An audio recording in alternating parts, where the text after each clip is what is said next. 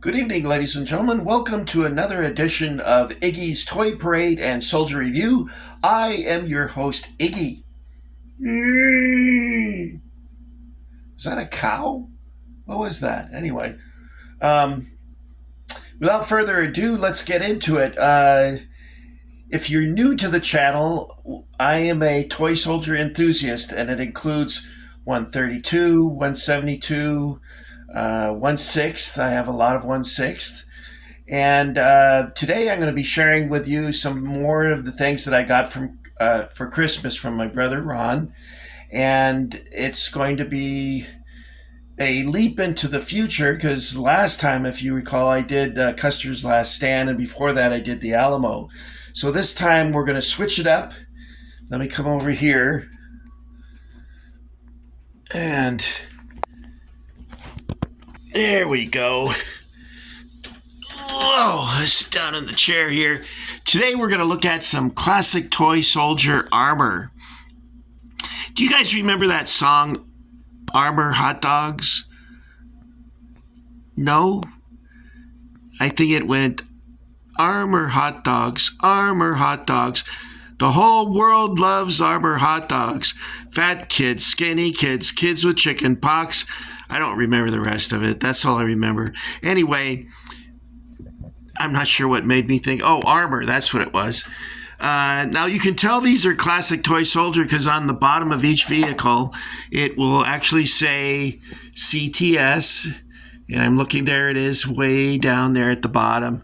Can you guys see that?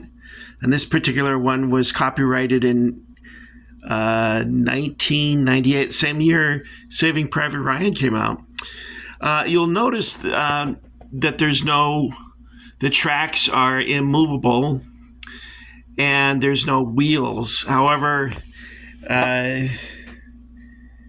for my purposes, these are just fine. I don't need the tracks to move. If you want more elaborate, detailed vehicles, you could go to Ultimate Soldier, which is out of business now, so you're going to probably pay a premium on YouTube for those. Or Forces of Valor by Unimax. Those those tanks are probably the best because they're die cast. The only thing on a Forces of Valor that's plastic would probably be the turret, and the rest of it is quite heavy because it's die cast metal. Now, these are very light in comparison, but they get the job done. They're a nice workhorse for your armies. Now, this particular vehicle would probably be used in the Polish campaign in 1939. It features the shortened barrel there, and later they would add a 75 millimeter gun and a long barreled, and they would add side skirts, and of course they would be painted with either a desert sand or a camouflage. If it was in Europe or Italy. Or in Italy, I think they used the desert sand color too for vehicles, didn't they? I have to look into that. Okay, so this one is the Panzer IV short barrel. The next one up will be a Panzerkampfwagen 5, which is the Panther. What is the German word for Panther? Pantera? I'm not sure. I don't speak German, so I couldn't tell you.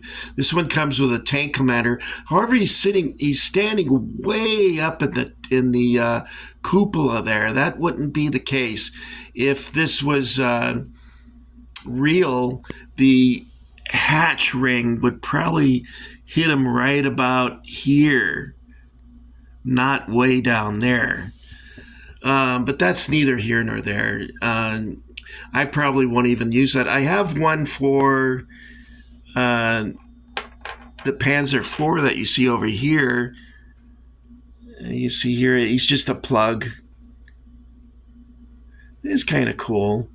They also come with these figures that are reproduction marks, seated Germans. However, there's no hatch openings on these other than here at the top, and you can tell that immediately by flipping it over, and you'll see that nothing there opens.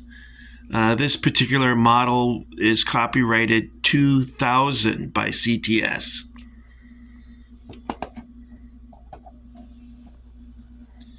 And this model of tank was in response to the Soviet T-34, which really shocked Germans when they encountered that, because it was much more superior than the Panzer I, II, and III that they invaded Russia with. I think they had 4s when they invaded Russia too, but the Soviet T-34 was a more robust, hardy tank.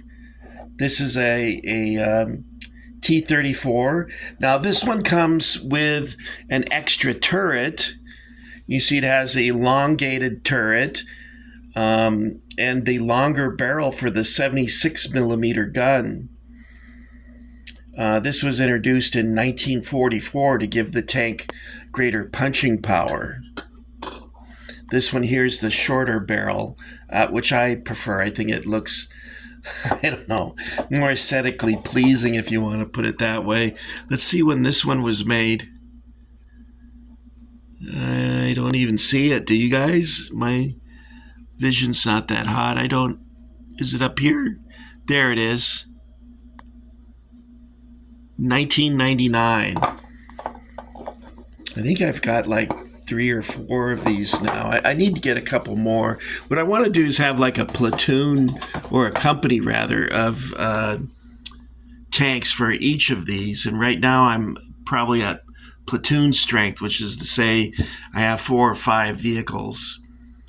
Now this one here would be representative of the 21st Panzer Division in North Africa.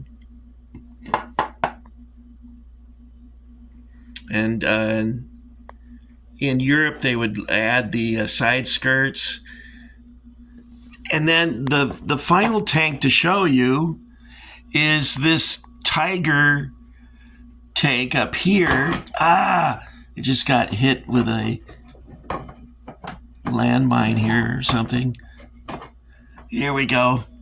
Let's see when they made this one. This one is 1997. And it does have an opening hatch here, but the remainder of the hatches do not open. And of course, again, there's no wheels and the tracks are stationary. But these are toy tanks. And for being a toy tank, I think it's pretty dang cool. I really like them. And if you don't have these, I would recommend it for your armies, because they're not as expensive as the Ultimate Soldier or the Forces of Valor vehicles. So you can get quite a number of these for the same price that one of those others would cost. So I'd rather have the numbers, especially if I'm going to be attacking Paul Knapp or Peter of Toy Soldier Nostalgia. He's got I don't know if Peter has a lot of, not Peter. Why do I do that to you? Jerry. His name is Jerry. I watch his videos all the time, and ever since I started watching his videos, I've been calling him Peter. And doggone it, I don't know why I do that. Peter is my grandpa's name. And maybe I do that because I like Jerry, but he doesn't look anything like my grandpa. I look like my grandpa, which is understandable. By the way, I just saw a picture of my great-grandfather for the first time in my almost 70 years of life. I saw what he looked like. My grandmother died when she was like 21 years old or 22 after she gave birth to my mom. And I never saw pictures of her father. But apparently he was in the Civil War and he was at Appomattox. So he served at the end of the Civil War. And my grandmother on my dad's side, her father, I think served, her great-grandfather, her grandfather, gosh darn it, Iggy's brain is misfiring here. I need new spark plugs. he served in the Civil War. And then on my grandfather's side, he had I don't know if it was his brother or his cousin, but he died at Andersonville. And how I got going on the Civil War, I have no idea. But you guys check out Jerry in Sweden, Toy Soldier Nostalgia. He's got a wonderful selection of Airfix figures. He's got a lot of Airfix. And he's a cool guy, and he really loves what he's doing. And Paul Knapp, of course, has more figures than... Okay, let's put it this way. If this represents Paul Knapp's collection, by comparison, my collection would be this. And maybe not even that much. Anyway, check those guys out. Another guy I've been following recently is, because I like his painting, I think his name is James Viola. I hope I said that right, James. And I enjoy his painting. He does a really crackerjack job of painting them up. Okay, guys, that's all I've got for you this time. I hope I didn't ramble too much. I've reached that age where rambling is almost mandatory. All right, you guys, thanks for coming by. Make sure if you haven't subscribed that you do so by pressing that little button. And I want to, no, wait. No, not today. We're not going to do Mr. Talbot. You'll have to come back later. Yeah, that's right. We've already gone over 10 minutes on this video already. Thank you, Vinny, for reminding everyone. Okay.